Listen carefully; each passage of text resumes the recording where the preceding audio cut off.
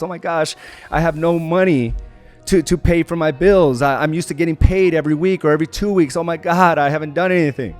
I haven't gotten anything. There's no results. Is it ever going to happen for me? You've been in the game 2 months.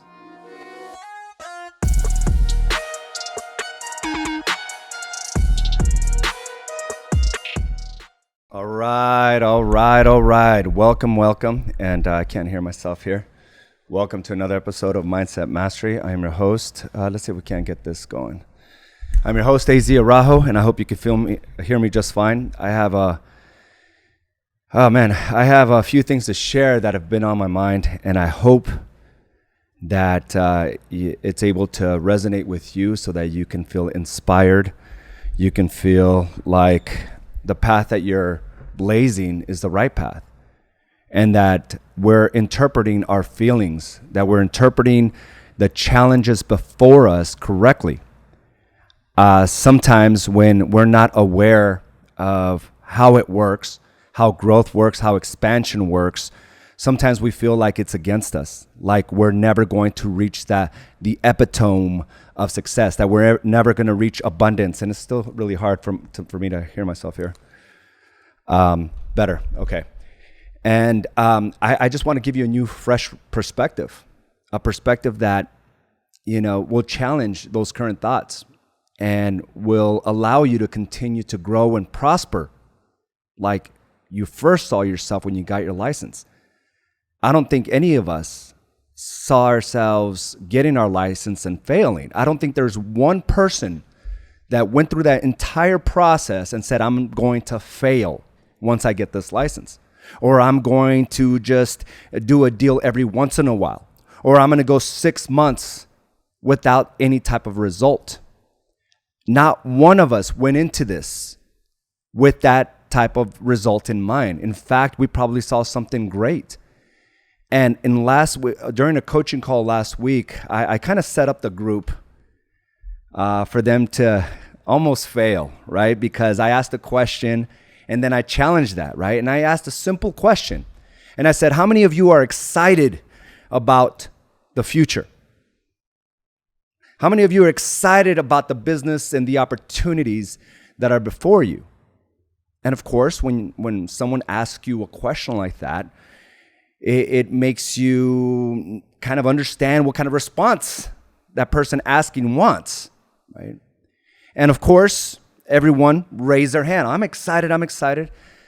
And I said, well, if you're into this business and your initial thoughts and feelings are excitement, then you're more likely to fail in business. Because excitement is a byproduct. Excitement fades. Excitement is going on a roller coaster for a short period of time, right? And feeling exhilarated. That's exciting. Exciting is going on an adventure. Business is not exciting. The steps you have to take are not exciting. In fact, they should create a complete opposite feeling within. And if it creates this feeling, then it's likely meant to be. Then it's likely meant to occur in your life. And that is the feeling of nervousness and anxiety. A feeling of fear. That's when you know it's supposed to be. Excitement fades. And those are the very same feelings that anytime I made a big decision, it wasn't excitement. Excitement was me being naive to the situation. Excitement got me in all my financial dilemmas and financial troubles. Experience now tells me that anything worth creating is going to require a lot of work. So it brings a lot of anxiety to me, a lot of fear, a lot of hesitation. Because I understand the work required. And that's where I think a lot of agents fail. 9 out of 10 will fail because they come into this industry excited. A sort of naiveness, right? And we compare it to someone that's owned a business before, and they come into this industry and it seems like they're able to move through this faster. Why? Because they face the realities of owning a business. How tough it is. How you can completely kill the momentum of your business by stopping your marketing for one day, by not following up quickly. You face the peaks and the valleys, right? And I've noticed a certain pattern. Those that have faced the pains before have this whole new level of power. If you faced the pain before, you have this level of power that allows you to grow even faster. And for some of you, it's just a transition from a regular job to this. So there hasn't been that level of pain yet. And you combine that with the excitement, of course, you're going to get disappointed. And when you get disappointed, you get discouraged. And when you get discouraged, well, there goes another statistic. And you have to understand, if you're feeling this anxiety, then it's meant to be. If you're fearful and you understand the assignment, then you're afraid. Because what you're trying to embark on is not pretty. It's not exciting. It's monotonous. And you have to understand that the work is hard. And I don't care what TikTok says. I don't care what the Instagram says or their interpretation of it. They might just be in a season of the fast money. But everyone faces their fair share of the pain. And you got to be able to embrace that, because that's where you gain power.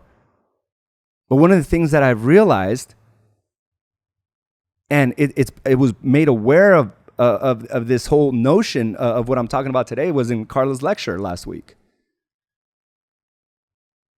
And we're trying to find peace in the pain, right? We're trying to avoid it at all costs. Oh my gosh, I have no money to pay for my bills. I'm used to getting paid every week or every 2 weeks. Oh my God, I haven't done anything.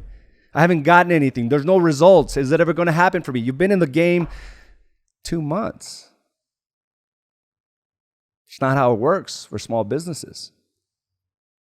How far are you willing to go?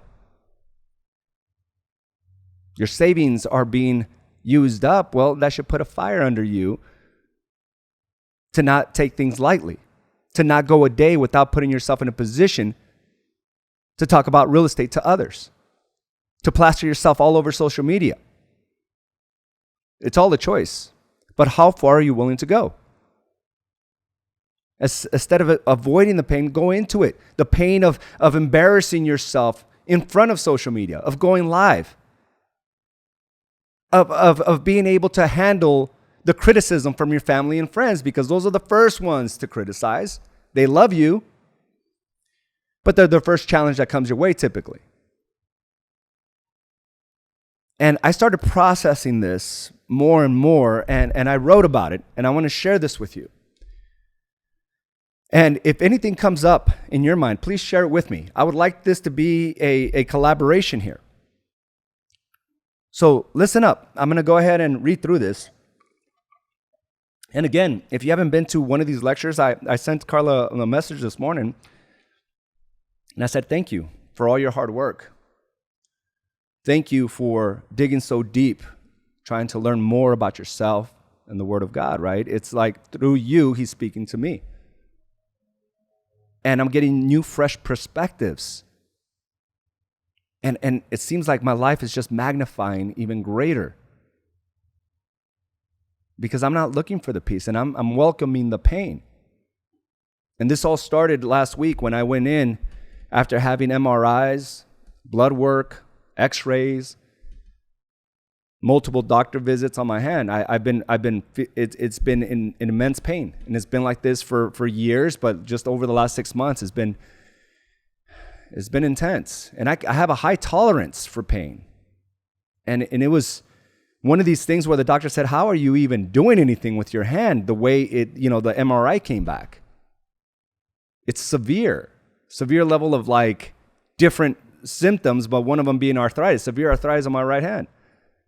And of course, it's just the consequences of years past, right? It's all the trauma that happened to this, to my arm. And I'm paying the consequences right now, right? So as you're taking the appropriate measures to improve your life, there's always going to be these challenges, right? That make you want to stop and pity yourself. But I've also learned that through pain comes power. Anytime I face my fair share level of pain, I've been able to raise the standard of my entire life. Not just, a step, but a significant raise, a significant level, because I understand from the pain comes power. And all I can do is provide solutions or pivot on what I'm doing. So here we go. There's a thought that has been resonating on my mind. It was something Carla said in her last lecture.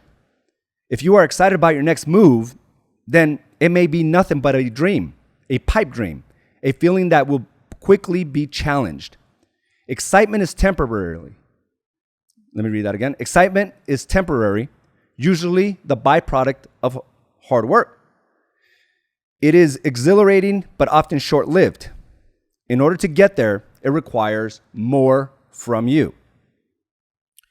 If what you're stepping into does not give you a sense of extreme anxiety, nervousness, stress, then it probably wasn't meant to be. If you feel those sensations to the core, then you are well aware of the assignment. Don't avoid it. You understand the work, you understand the sacrifice, frustration, heartache, discomfort that will come along with it. Excitement is being naive about the approach. Excitement is a feeling or situation full of activity, joy, and exhilaration. But again, excitement fades because the work to get what you want is everything but exciting. In fact, it is boring, monotonous, tedious, and frustrating.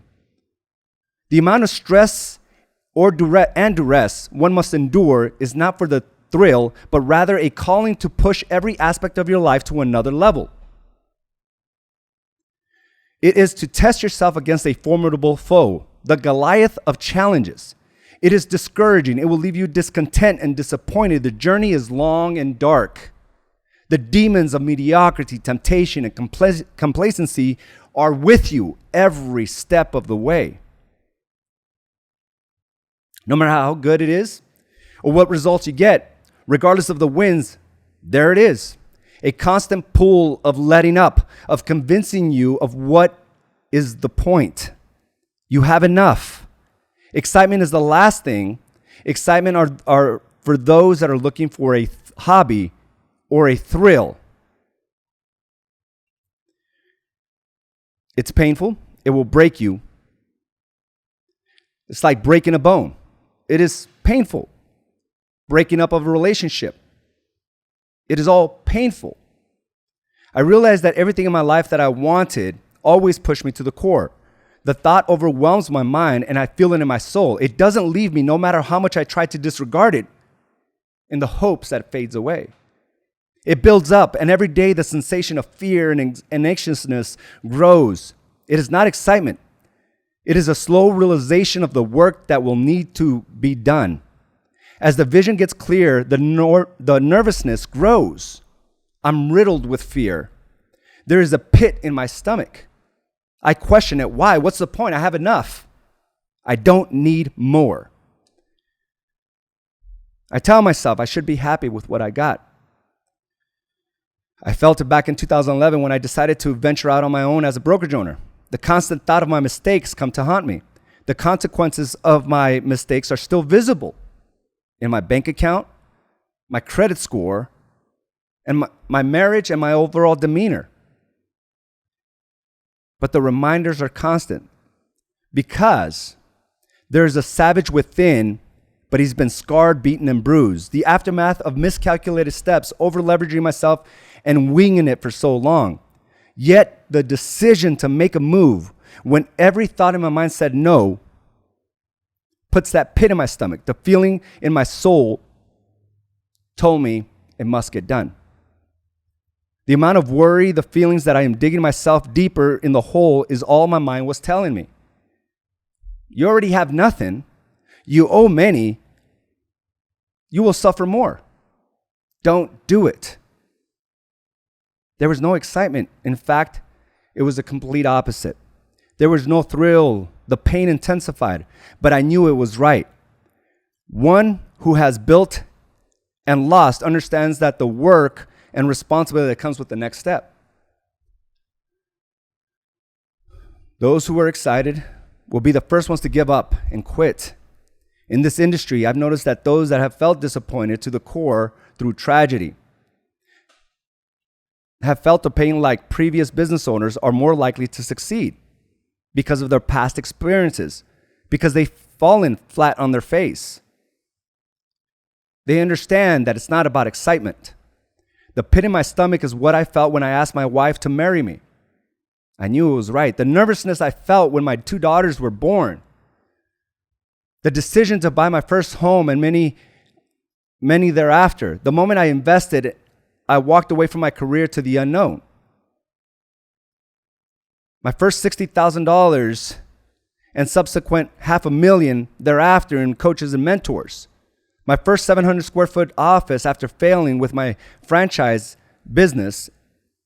Our second office 2 years later and our 10,000 square foot office thereafter all brought the same feelings. It wasn't excitement. It was anxiousness, fear, and a realization of the work that has to get done. The work required was going to push every aspect of my life, everything great in my life that now brings me the excitement and purpose is always on the foundation of the initial step, which is that pit in your stomach, that nervousness. Excitement is the byproduct, not the igniter. So this is where I started to really analyze this. And I said, I want God to know that I want to continue to feel the discomfort. Continue to remind me that I don't need comfort. I need to be pushed. I need to assess. I need to continue to improve. The way I approach life, the way I talk to my girls, the way I look at my wife, I will have the foresight to appreciate and encourage. I will refrain from being a stumbling block in their progression. The challenges you give me are in alignment of what I ask for. And although I may not see it in the moment, it's all part of the grand plan. I want to refrain from my thoughts to going to a negative space of expectations and entitlement. I don't want to have negative thoughts about anyone or anything. I don't want those feelings to impede on my soul. I cannot allow those challenges to slow me down. I don't seek comfort. I don't seek peace. I want you to continue to bring on the pain, bring on the stress. I am a living testament of your existence. Don't let up. Bring it and break me. Continue to break me, and I will pray for the blessing. I'm going to say that again. Continue to break me, and I will pray for the blessing. Break me, my Lord, and I will get on my knees to thank you. I will not rest. You have my word. You can count on me.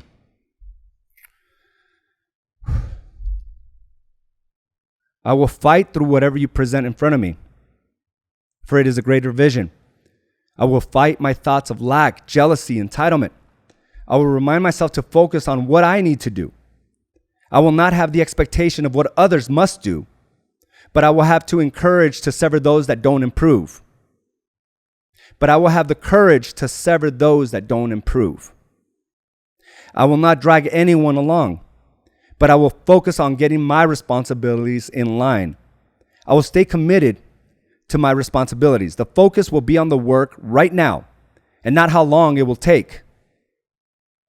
Your breath magnifies my comprehension. I am your testament. I am living proof of your favor.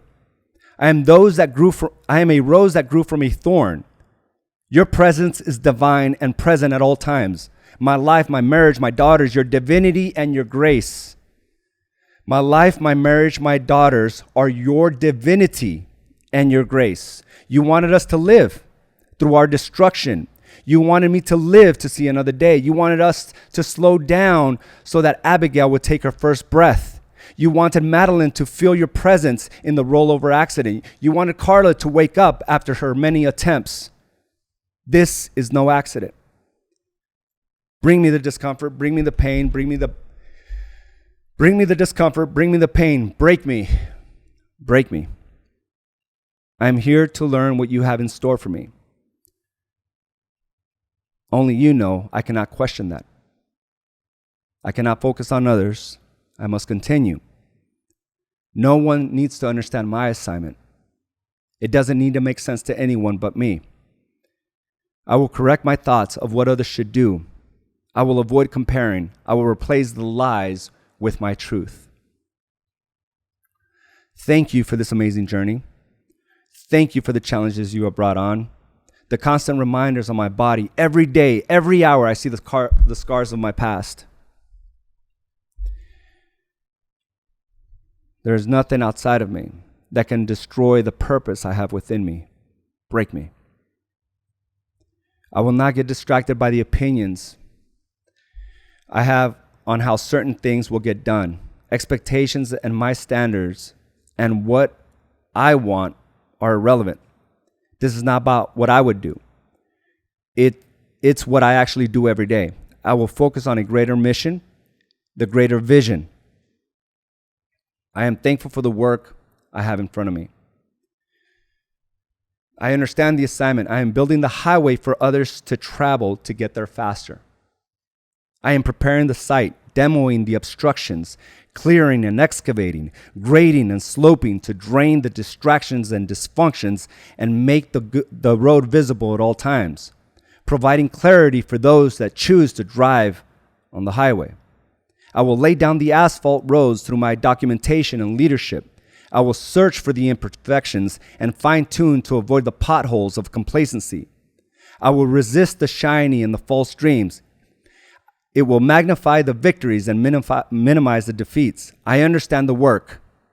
I understand the assignment. I will do the work.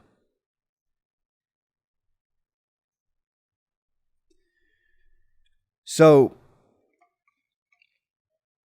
I shared this with a couple members here within the organization, and the first time I was writing it, I was in tears, just putting out my passion into it. And when you're in this place of just writing, right, I'm just typing away. You don't realize what you write down because sometimes it feels like it's outside of you. Just you're being spoken to in a different way, and your job is just to document it. And when I read it again for the first time, I got the same sensation. And reading it to you right now, there's I got like goosebumps on my arms, and I feel it right here in my soul, And I understand what I'm supposed to do. And it's so easy to get distracted by what others are doing. And it could even be at home, putting more of your focus on what your kids should be doing, on what your spouse should be doing. That oftentimes just mirrors and deflects what we feel about ourselves. But it's a distraction, right? It's easier to point out to others what they're not doing or how they're falling short. When in fact, our job is to magnify what's already around us. And as soon as we're able to realize that growth doesn't happen by having more, but to simply bring focus on the things that are already there. Because it's been promised, it's been written, it's all within us. But it's our distraction to think if these things were in play, if my spouse helped me out more, if this other thing occurred, then I can get more. When it simply has to come back to you and realize, where do you need to put your focus? What areas of your life do you need to magnify? And that brings it full circle. It's never anything outside of you. And it's always within. But asking to be broken, I have no fear of that anymore. And there was a time where I couldn't even say that. Because I understand if I go back through my entire life, it's in those moments of pain, intense pain, that I came out more powerful.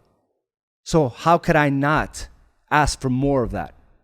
Why would I want to avoid that for the simple sake to be comfortable and complacent? And this is just another chapter. What I love about growth is that you have options. Even though the doctor may say, hey, we have no options, you always have options.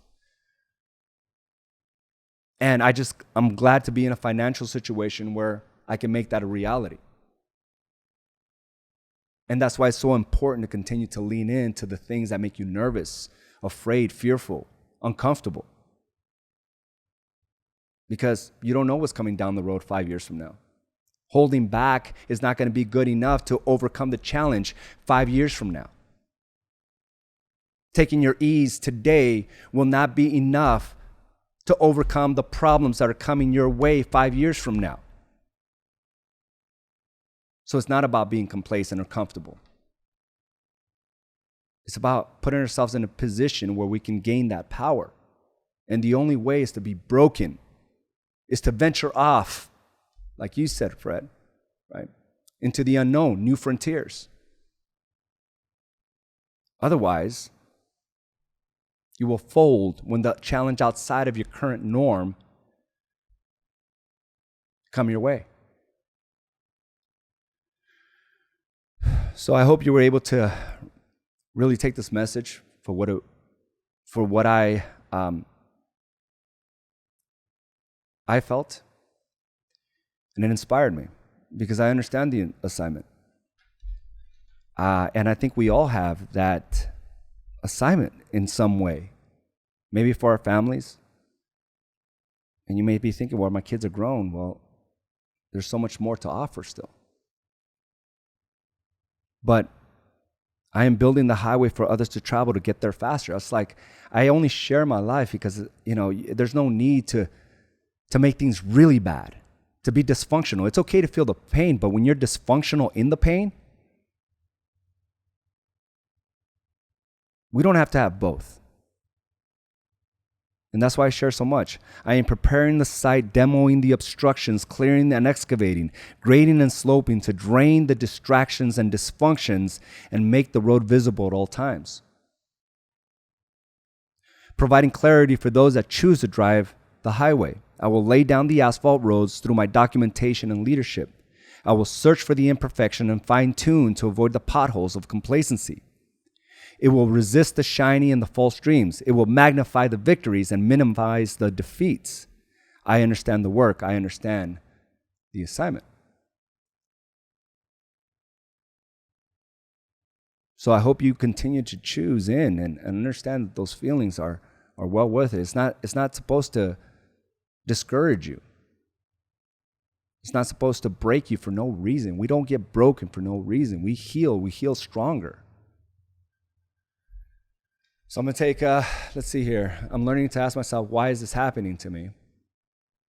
There may be different reasons. 99 of my problems are my own doing. And I think we all fall into that, right? It's like I wanted to fall into that pit, self-pity. Like, does it ever stop? Another thing that I have to deal with? But when I look at it, it's like, wait, it's not going to require surgery. There's new technology that I need to explore. I have options, and yet it may be expensive, but there's options. And I'm glad to be in this conversation. And that's one thing Carla mentioned last week was that we came out of the doctor's office not disappointed or discouraged, but happy. Even though there was nothing he could do, I have options. And that's the beauty of growth. And being complacent now won't be enough for the challenges you will face in 5 years. So it is a stewardship to continue to grow, to continue to challenge yourself.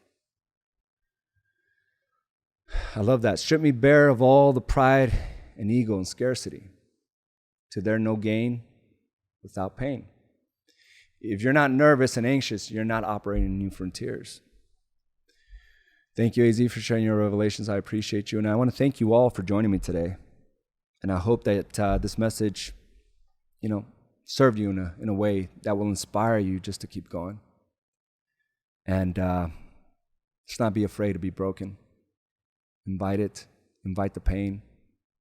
Because in the pain comes the power. Thank you again for joining me for this episode of Mindset Mastery. Have a great day, and I will talk to you soon. Bye now. Thank you for joining us for this episode of Badass Agents Podcast, brought to you by AZ & Associates and Do the Work Coaching and Consulting. You can watch this and other episodes by subscribing to our channel on YouTube or by visiting us directly at badassagents.com. And of course, you can listen to this episode and many others on your preferred podcast provider.